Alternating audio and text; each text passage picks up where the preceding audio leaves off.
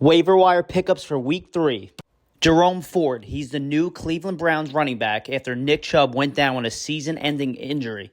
He is owned in 9% of leagues, and he scored 24 fantasy points, had 16 attempts for 106 yards, 3 receptions, and he scored.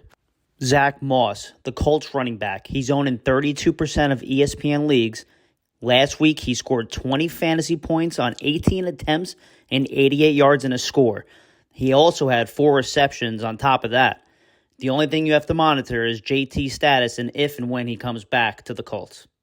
Tank Dell, the Texans' rookie wide receiver. He's only owned in 4% of fantasy leagues, and he actually had 10 targets, 7 receptions, 72 yards, and a touchdown. Marvin Mims, the Denver rookie wide receiver, is only owned in 7% of leagues, and even though he had 2 receptions, he had over 100 yards and a touchdown.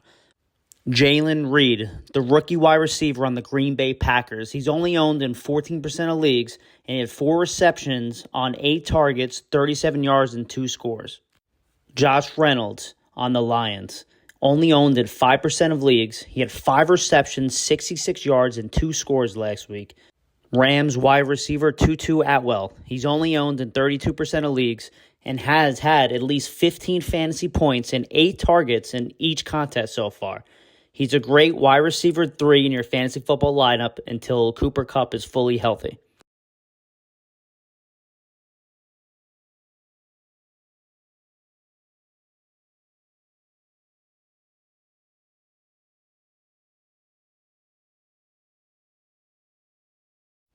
A few other guys I would add to my bench if I had an extra spot.